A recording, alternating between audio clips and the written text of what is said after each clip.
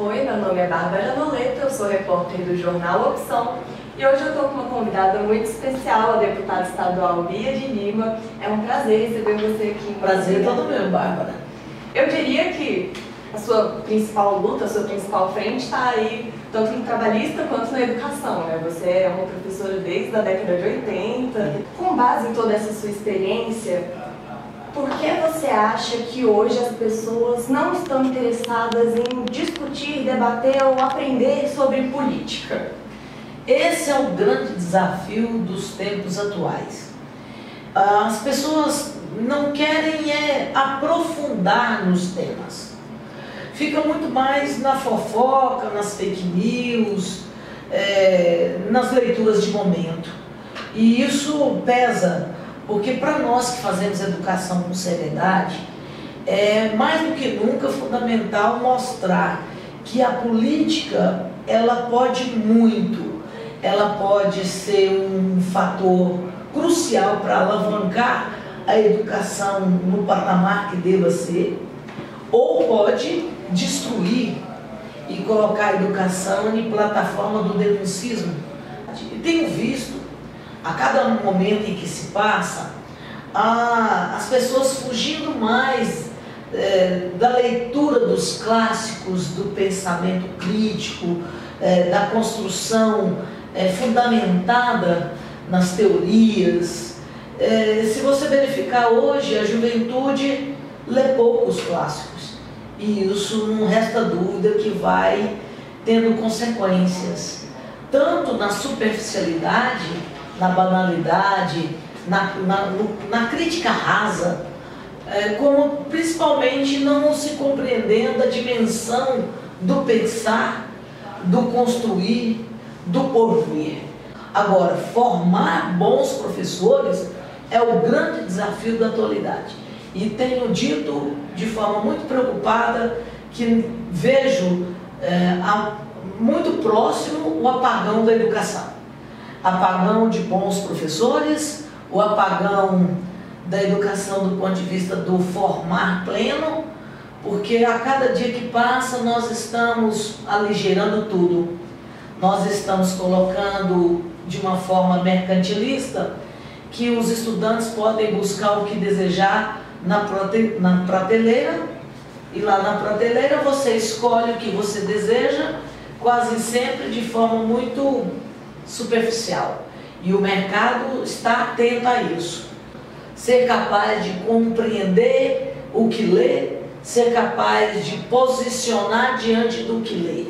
E isso, infelizmente, só ficarão aqueles que de fato estudarem, lerem, conhecerem e serem capazes de se posicionar. A gente vive em Goiás, que é um estado ainda muito conservador, inclusive tem uma grande rejeição ao PT em muitos aspectos. Eu queria saber como o partido vai fazer para lidar com isso nessas próximas eleições e se essas figuras da polarização, como o Lula e o Bolsonaro, vão ter uma grande influência nas eleições municipais. Eu, mais do que nunca, tenho visto que quando se trata da sua cidade, cada um quer alguém que coloque a cidade para funcionar. Alguém que traga desenvolvimento, respeito e geração de emprego e renda. Para trazer geração de emprego e renda, o governo federal é fundamental. E aí sim, vai ter muita gente, sabe fazendo o quê? Negando o apoio do governo federal. E é um risco. Só não é maior essa negativa porque tem um presidente, além de diplomata, além de democrata, além de respeitoso, alguém que é estadista como o presidente Lula. Então, nesse sentido, todos sabem que o presidente Lula não fará distinção na hora de trazer as políticas públicas que cada município precisa. E olha que tem precisado muito. Queremos muito mais programas, políticas públicas, respostas, seja na questão do FPM, que já melhorou, bateu o recorde já neste mês, Portanto, todo prefeito quer saber como é que vai ficar o fundo de participação dos municípios, porque sem ele, muitos municípios não caminham.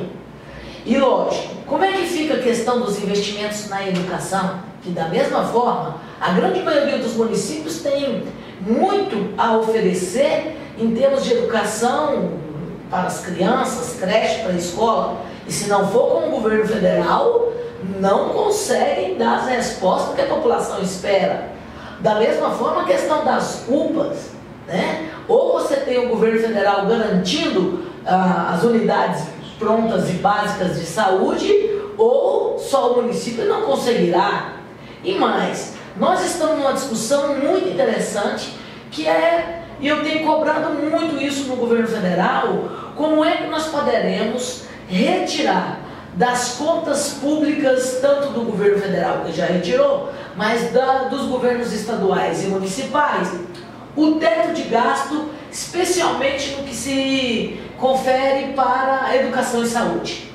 Porque não dá para a gente continuar com essa farsa de dizer que a gente quer que tenha um teto de gasto, e esse teto de gasto só significa controle, dificuldade na hora de investir para a educação e saúde, ou, no geral, para os servidores públicos. Eu tenho visto muitas pessoas que negam a importância dos servidores públicos, como no governo passado, que dizia que o servidor público é o inimigo da população, que já tinha colocado a granada no bolso do inimigo, que é do servidor público, e ficaram 7 anos sem reajuste salarial algum. E nesse governo já temos muito e queremos mais. E agora, com o retorno do presidente Lula, esses que até então não tinham coragem de ir a reivindicar, de cobrar os seus direitos, começam a achar mais democrático. Eu gosto de dizer que tem muito revolucionário quando o gestor e o governo é democrático.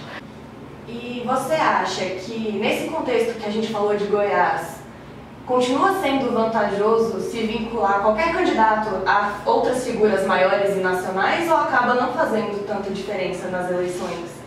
Por conta dessa dificuldade da gente eliminar os ódios, rancores e fake news que se criou, especialmente em cima do Partido dos Trabalhadores, eu vejo que muita gente vai querer achar que está meio que surfando sozinho.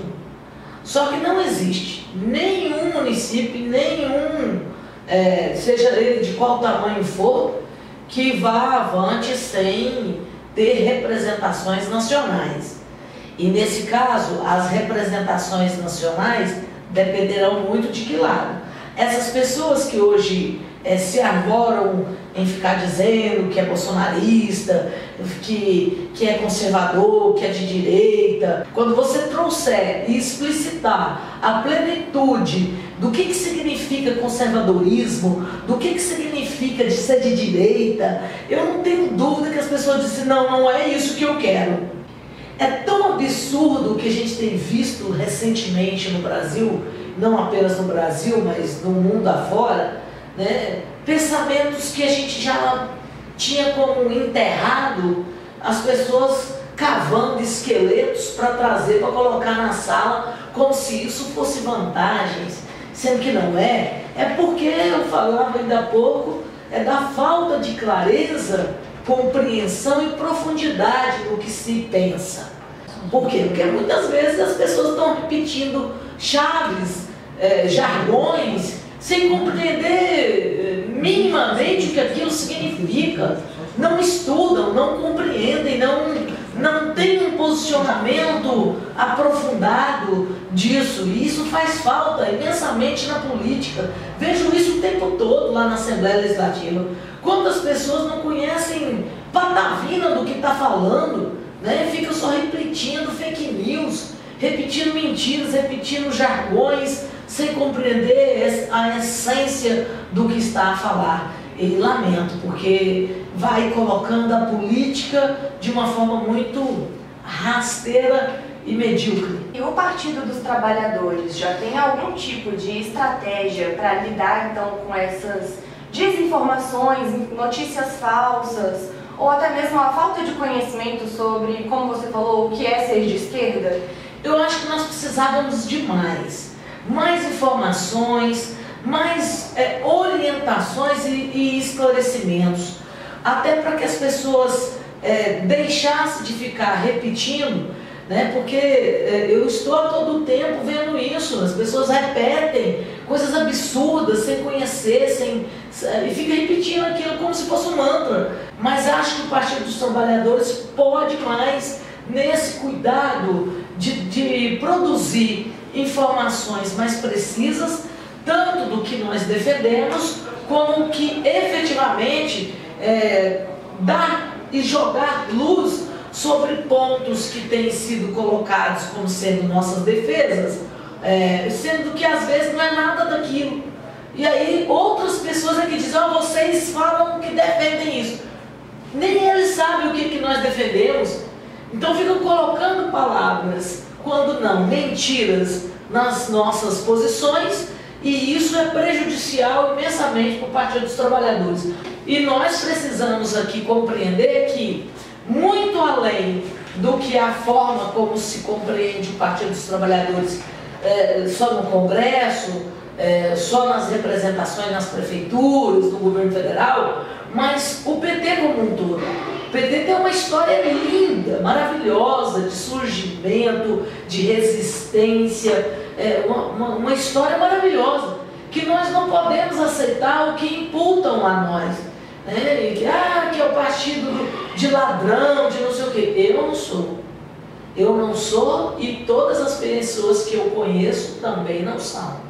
E nesse caso, nós temos que esclarecer da forma melhor possível, para que toda a população compreenda que o que se tentou fazer foi nos destruir, imputando situações adversas, e que, lógico, assim, só tem pessoas boas no Partido dos Trabalhadores, seria ingenuidade dizer isso. Claro que tem pessoas que infelizmente não são tão corretas assim, como existe em qualquer segmento, como existe em qualquer partido político, como existe em qualquer igreja. Você tem padres que não são sérios, que são pedófilos, mas você tem padres que fazem caridade, que são sérios. Você tem pastor pedófilo doidado, mas você não pode, por esse motivo, dizer que todos os pastores são pedófilos, não são sérios. Você não pode fazer isso. A mesma coisa no partido. E lógico,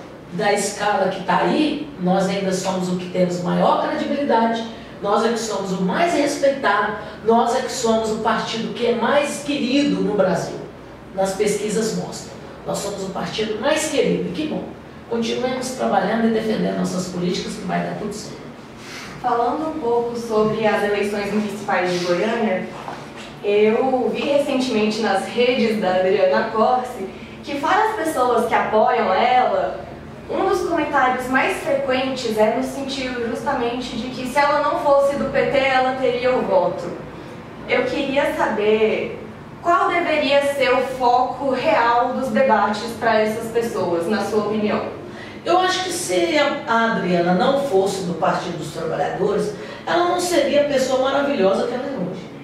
Pessoa simpática, dedicada, uma delegada de polícia que traz um olhar social tão bacana, e isso tudo por conta do berço dela, com o Darcy, com a família, professores que compreendem política de uma outra forma, que compreendem política não para si. O que mais tem hoje disputando Goiânia são pessoas que fazem política olhando o próprio umbigo, não olhando as pautas sociais, não olhando e nem tão preocupado com as pessoas que mais precisam, não estão preocupados com as mulheres, não estão preocupados com os adolescentes que às vezes estão entrando no mundo das drogas porque não têm oportunidade de emprego e renda, não estão preocupados em garantir mais industrialização para Goiânia. Nós temos perdido muito para a Aparecida de Goiânia. O que nós estamos vendo é Aparecida crescendo, Goiânia estagnada, e nós precisamos de garantir a capital do nosso estado com potencial.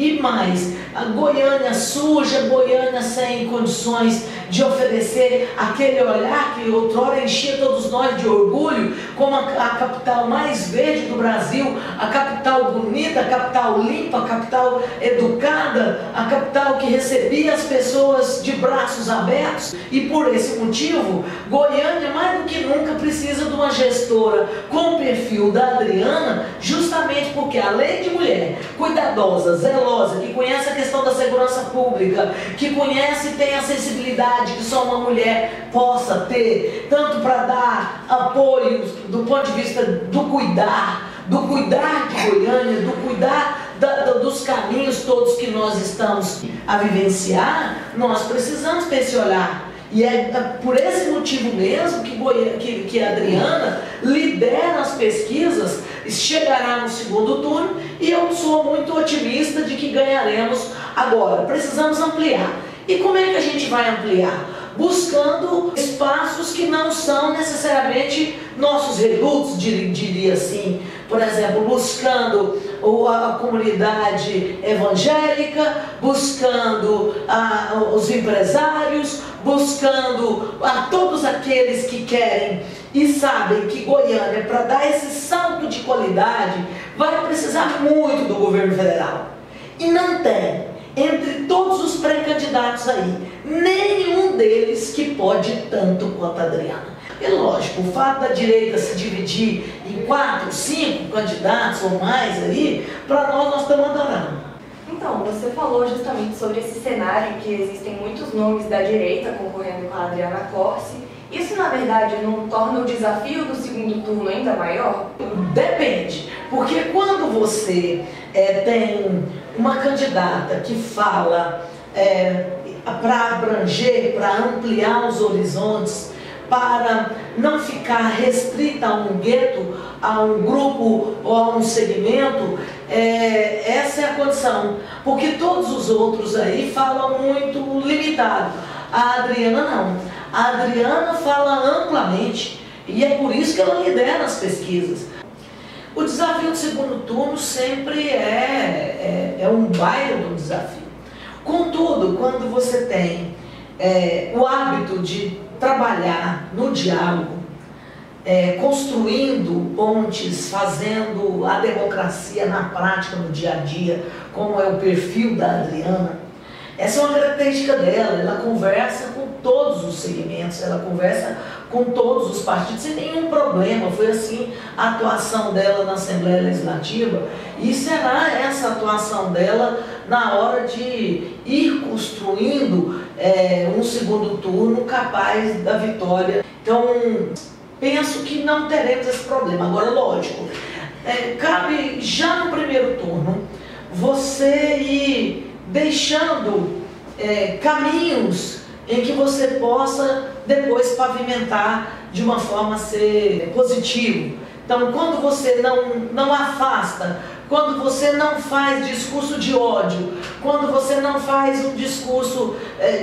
de radicalismos, coisa que não é o perfil da Adriana. O perfil da Adriana é de aglutinar, é de ser democrática, é de ouvir todos os lados, é de ter uma posição sempre aberta. Então isso ajuda por demais. E eu acho que nós teremos condições sim de inclusive ter o apoio de todos aqueles que não forem para o segundo turno. Esse foi justamente o lema que o presidente Lula teve nas últimas eleições, né? Seria de união e reconstrução. Isso foi muito atraente para várias pessoas. Agora, o que a gente vê hoje é que ele está tendo realmente muitas dificuldades, principalmente quanto às votações no Congresso. A gente sabe que política não se faz sozinho. Você enxerga essa como uma possibilidade ainda real? Esse cenário deve melhorar? Eu vejo assim. Eu acho que vai melhorar, já tem melhorado muito nesse 1 ano e 6 meses. Tem melhorado bastante.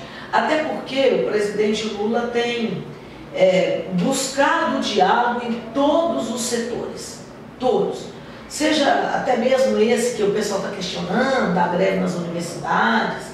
Mas muitos não querem saber por que as universidades estão em greve, né? Porque ficaram 7 anos sem ter reajuste nenhum E agora, por exemplo, nós tivemos reajuste no ano passado de 9% e estamos construindo um caminho de resgatar os planos de carreira das categorias, não só da educação, mas de todas as categorias. E principalmente esse diálogo do presidente Lula junto com o Alckmin na reestruturação do setor industrial, de serviço, de comércio, já vai rompendo com aqueles rótulos, com essa tentativa sempre de diminuir, de querer pôr nos extremos. Então eu acho que isso já melhorou demais com o lançamento dos programas de estímulo às indústrias brasileiras. O setor empresarial já vislumbra tempos outros. A própria questão, por exemplo, do setor automotivo, que estava em plena decadência, e tantas outras indústrias automotivas fechando, e de novo você observa agora a chegada de bilhões e bilhões de investimentos, né, em diversas montadoras que voltam a ver o Brasil como um potencial, e um potencial em diversos setores. Junto com o senador Cajuru, nós estamos tentando trazer inclusive uma montadora para Goiás. Estamos trabalhando nessa vertente.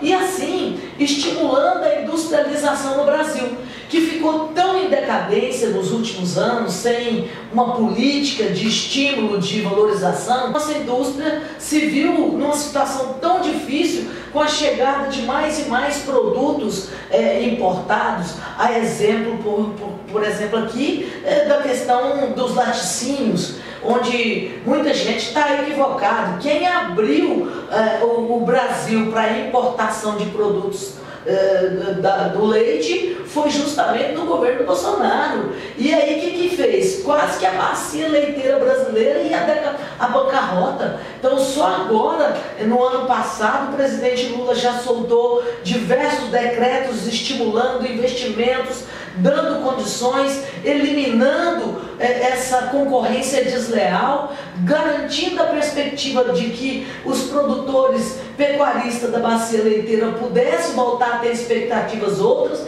e isso já melhora esse cenário no Brasil. Então, e assim eu poderia dar inúmeros exemplos para você aqui do quanto hoje o Brasil, ao momento em que muitos conservadores criticavam as visitas do presidente Lula a diversos países da Europa, do Oriente Médio, tantos outros lugares da Ásia.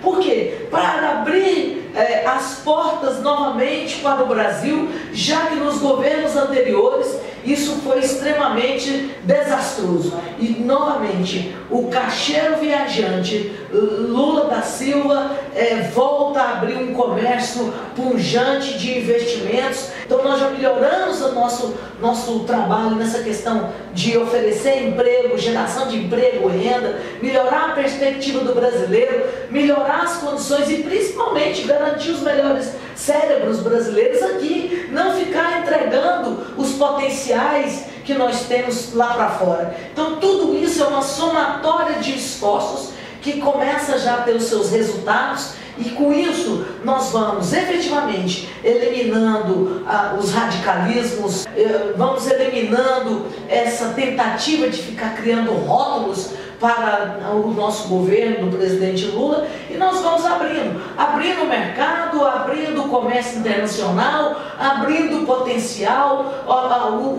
O agronegócio sabe muito bem que é com o presidente Lula que outrora tirou da situação de mazela lá atrás, e agora novamente. Tanto é que você pode observar que as críticas nesse setor já caem por terra, justamente por conta do potencial não só de investimento aqui, mas também de entrega de produtos desse setor de uma forma muito mais avançada, garantindo a produção em cadeia aqui e não entregando nossos produtos in natura lá fora, né? Então nós queremos isso, fazer com que tudo aquilo que é potencial, tudo aquilo que é bacana no nosso país, que sirva primeiramente para ser desenvolvimento e oportunidade aqui, mas logicamente oferecendo nossos produtos lá fora.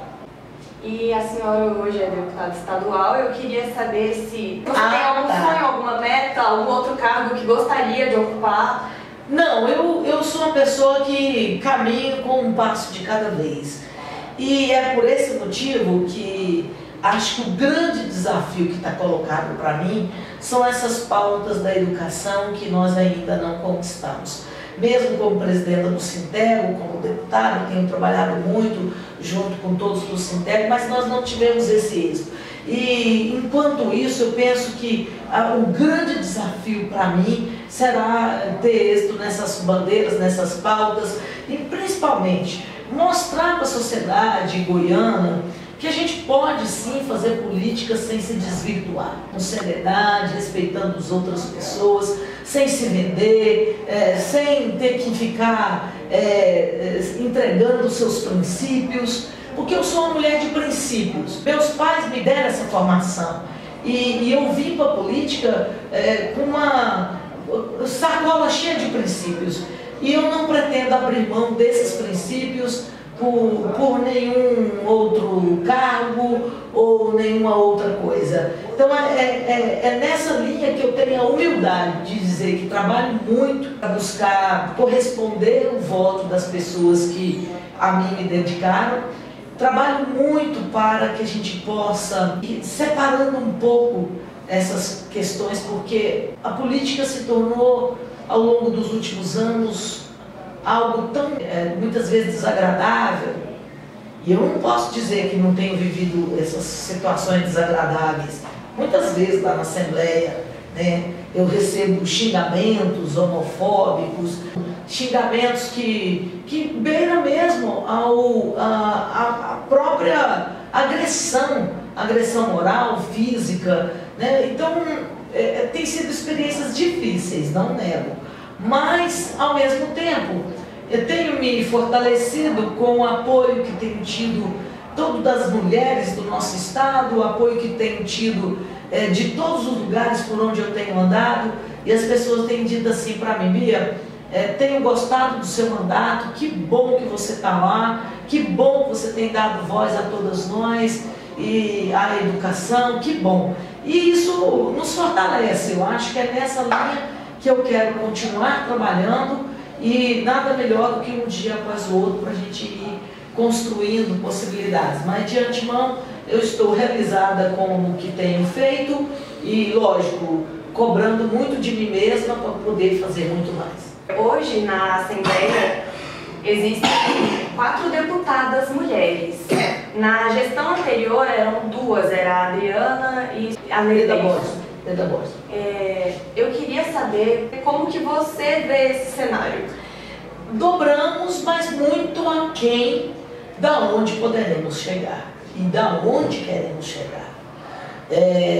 Nós, as deputadas da Assembleia, temos uma convivência muito bacana, de amizade, de parceria, apesar de termos perfis muito distintos, né? Cada uma de nós temos lideranças e posições amplas, mas lá na Assembleia nós temos tido uma unidade que é muito bacana, um trabalho muito sério de todas, que eu acho que todas imbuídas de um único propósito, especialmente agora como procuradora da mulher da Assembleia neste ano. Nós queremos servir de referência para que as mulheres que estão se prontificando a ser candidatas a vereadoras, a prefeitas, vice-prefeitas, possam saber que elas podem, têm capacidade, têm que perder o medo do desafio. O desafio político não é simples, não é. Ir com ingenuidade, achar que é tudo florzinha, não. É um desafio imenso, como eu estava te falando ainda há pouco.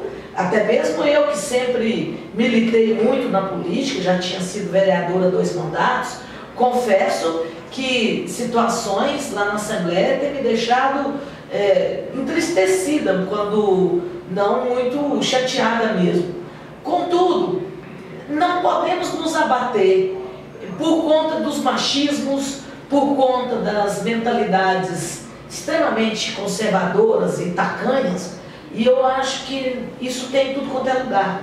Então nós precisamos estender a mão para as mulheres que vão sair candidatas, ajudar em todos os aspectos possíveis, na organização, na formatação, na orientação do que elas devem se resguardar, no que elas devem se proteger para não se sentirem violentadas, porque muitas vezes são violentadas no pleno sentido da palavra, pelo machismo que ainda impera aqui em Goiás, e que nós tenhamos muito mais esse fortalecimento, porque nós não queremos a cota só para as mulheres participarem e fazer de conta.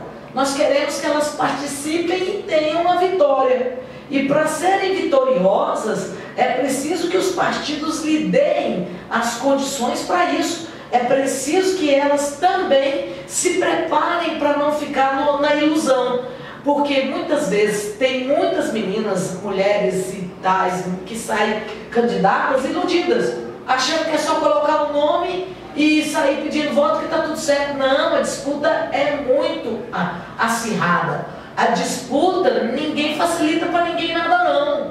Então, se elas não tiverem uma plataforma de atuação convincente, estando preparadas, mostrar esse preparo, da mesma forma do ponto de vista do argumento, do convencimento, do diálogo com a sociedade, e mais, das condições financeiras para que elas possam caminhar e se debruçar e se dedicar plenamente à campanha, elas vão só colocar seus nomes e expor e ajudar a eleger outros que às vezes até ela nem queria que fossem eleitos. Então, cuidado com isso para não serem massa de manobra, para que a gente possa ter na cota das meninas, das mulheres que vão estar disputando, seja as prefeituras, as vice-prefeituras e as câmaras municipais, para que a gente possa disputar, mas disputar em condições iguais para podermos ganhar as eleições. É isso que nós queremos.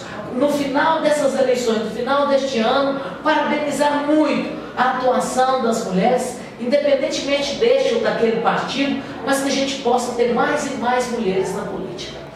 E você tem algum recado final que você gostaria de deixar aqui hoje para os nossos leitores e seguidores do Jornal Opção? Tenho a certeza de que só vence quem luta, e a luta está na preparação de uma chapa competitiva, preparada, com projetos, com pessoas, com envolvimento, com a inclusão, com as oportunidades, e é isso que eu, junto com todos que fazem política aqui em Goiânia e no estado, quero dizer, vou andar muito o estado de Goiás, na certeza de ajudar tantas e tantas pessoas que esperam de mim nesse momento essa força, essa construção positiva para que nós, do Partido dos Trabalhadores, para que nós, mulheres da esquerda, possamos conquistar espaços melhores, maiores e mostrar que esses rancores, esses ódios e as mentiras através de tantas fake news, isso não vai prosperar. Sejamos juntas, fortalecidas na luta. Muito obrigada. Obrigada a todos do Jornal Opção, e me coloco sempre pronta para dialogar com os leitores do Opção, e principalmente para que a gente possa ir fazendo com que as pessoas compreendam que política é algo de sabedoria, de compreensão e principalmente de coletividade. Bia, muito obrigada pela sua participação. Obrigada, Bárbara.